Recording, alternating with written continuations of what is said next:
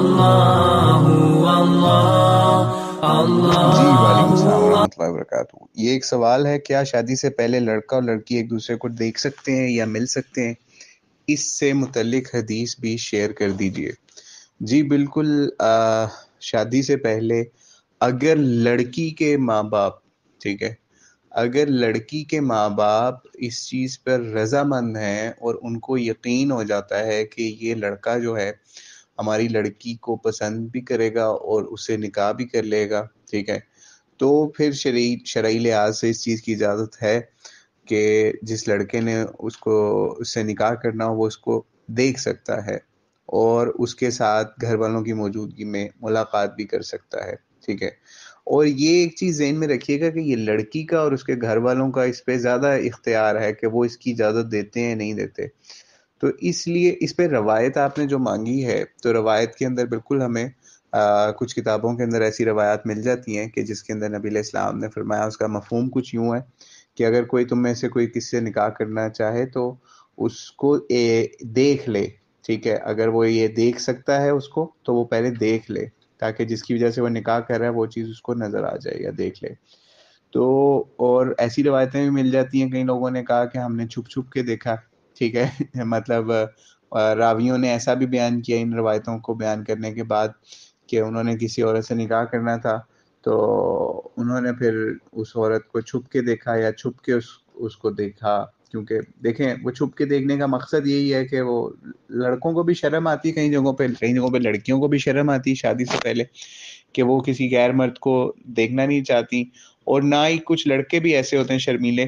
کہ وہ اس چیز کا تقاضا نہیں کرتے اور چھپ کے ہی دیکھ لیتے ہیں، ٹھیک ہے۔ تو اس لیے یہ زیادہ زبردست طریقہ ہے کہ آپ کسی کو دور دور سے دیکھ لیں، یا پھر کہیں کسی جگہ پہ گھر والوں کے ساتھ بیٹھے ہوئے ہیں تو وہاں پہ ان کو ایک دوسرے کو دکھا لیا جائے،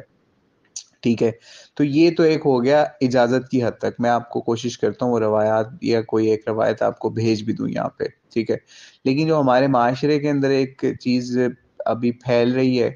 وہ ہونی تو نہیں چاہیے لیکن اللہ معاف کرے، جن جن لوگوں نے بھی یہ کیا ہے اللہ انہیں معاف کرے، وہ یہ کہ شادی سے پہلے ہی شادی والے جو ہے نا وہ مطلب ملاقاتیں شروع ہو جاتی ہیں، ٹھیک ہے، منگنی کر دی، اس کے بعد پھر لڑکا لڑکی جو ہے نا وہ ایک دوسرے سے ملاقاتیں شروع کر دیتے ہیں، جس کو ہمارے یہاں پہ کچھ لوگ شرعی ڈیٹ کا نام بھی دے دیتے ہیں، ٹھیک ہے، شرعی ڈیٹ کا نام دے دیتے ہیں کہ یہ میرا منگیتر ہے، ٹھیک ہے۔ تو اس کے اوپر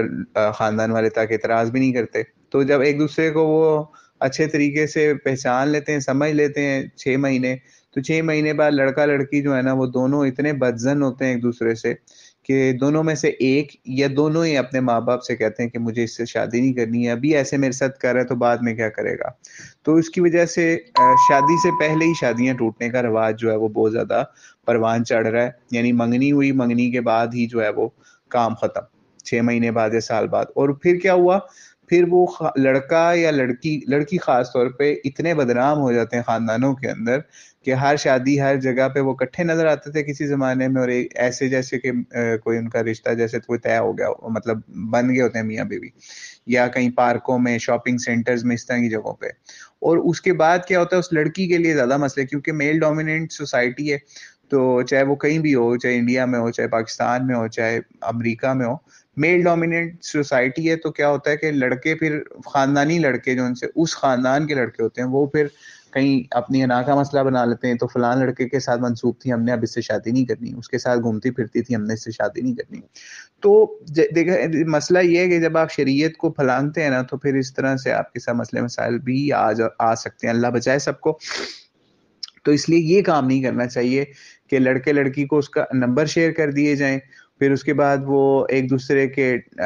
پسند ناپسندیں شروع ہو جائیں، آپ کو کیا پسند ہے، آپ کیا کرتے ہیں، آپ کیا کرتے ہیں، کیسے کھاتے ہیں، کس ٹائم اٹھتے ہیں، کس ٹائم جاگتے ہیں، سوتے ہیں، یعنی ایک پوری وہاں پہ کہانیاں شروع ہو جائیں گی، اور اس کے بعد یہ جناب منگنی انجوائے ہو رہی ہے، منگنی کے بعد یا پھر جب رشتہ پکا ہو رہا ہوتا ہے، تو پھر اس کی وجہ سے کئی دفعہ یہ کلیش بھی آتے ہیں، شادی کے بعد بھی آتے ہیں کہ آپ پہلے ایسے تھے اب ایسے ہیں، اب ایسے نہیں ایسے ہیں۔ تو اگر اس چیز کو، کچھ چیزوں کو ان پلانڈ چھوڑ دیا جائے، اس لحاظ سے ان پلانڈ کہ ہم جب شادی کریں گے تو ایک دوسرے کو جان جائیں گے، ابھی ہمارے لیے اتنا ہی بہتر ہے کہ ہم دونوں ایک دوسرے کے خاندانوں کو کم سے کم جانتے ہیں، لیکن ذاتوں کو جاننے کے لیے جب تک آپ ایک دوسرے کے ساتھ اٹھتے بیٹھتے کھاتے پیتے نہیں ہیں یا سفر نہیں کرتے، آپ کسی کو جان نہیں سکتے، چاہے آپ اس کے ساتھ اس کا انٹرویو سارا سال ہی کیوں نہ کرتے رہیں. ٹھیک ہے،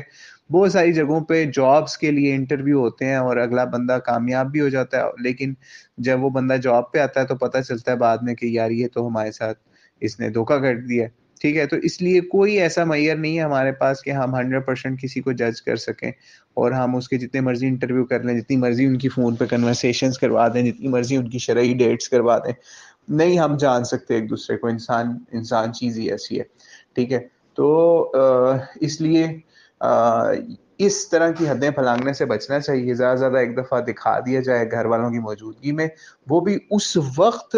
جس وقت یہ طے ہو جائے کہ اب یہ لڑکا لڑکی ایک دوسرے سے شادی کرنے کے لیے راضی ہیں، اس وقت ان کی آپس میں ایک ملاقات کروائی جائے لمیٹڈ ٹائم کے لیے اور گھر والوں کی موجودگی میں، تاکہ شرما شرمی وہ کوئی حد سے پھلانگی بھی باتیں بھی نہ کر سکے اور نہ ہی کسی اور سائڈ پہ وہ ڈی ٹریک ہو. تو اس لیے شرعی لحاظ سے جو تھا مسئلہ میں نے آپ کو بیان کر دیا، اور آپ کو روایت بھی انشاءاللہ آپ کو سینڈ کر دی جائے گی. واللہ اعلم بالصواب. السلام علیکم ورحمۃ اللہ وبرکاتہ.